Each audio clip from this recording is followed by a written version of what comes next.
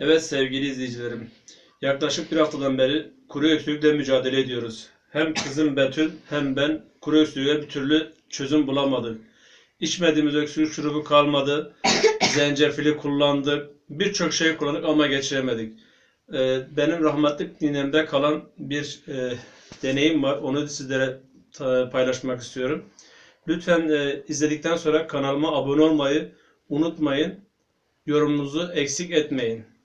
Kızım şöyle bulmuş olduğumuz siyah turpumuz, bardağımız ve balımız. Başka hiçbir şeye gerek yoktur. Efendim şimdi önce turpumuzu ufaktan bir açıyoruz tepesini. Aynı şekilde altını da kesiyoruz.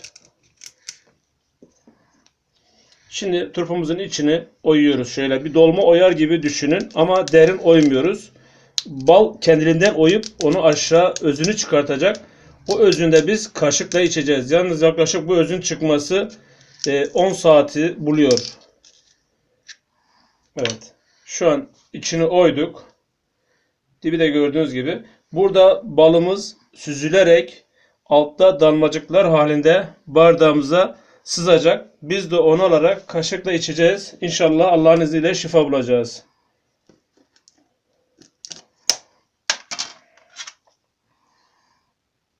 Görmüş olduğunuz gibi balımızı alıyoruz. Turpumuzun içine dolduracağız.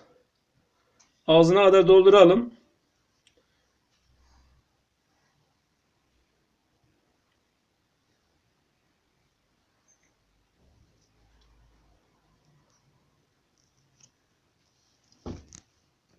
Sevgili izleyenlerim, yaklaşık tam 10 saat geçti.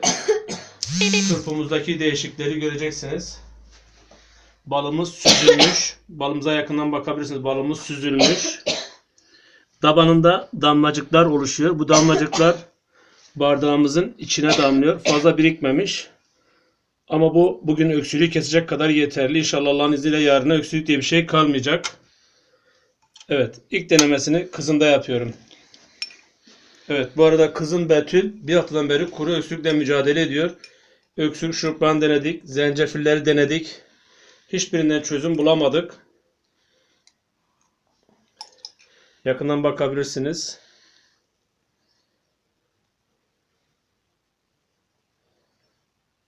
Fazla birikmemiş ama bu biriken bize bu gece rahat bir uyku uyumaya yetecek. Evet sevgili izleyenlerim. Elimizden geldiğince sizlere faydalı olmaya çalıştığımı düşünüyorum. İnşallah sizler de yapar şifa bulursunuz. Yorumlarınızı yapmayı unutmayalım. Lütfen kanalımıza abone olmayı da unutmayalım. Bir sonraki videomuzda ve bitkisel ilaçlarda bilgilerimizi sizinle paylaşmak isteriz. Görüşmek üzere. Allah'a emanet olun.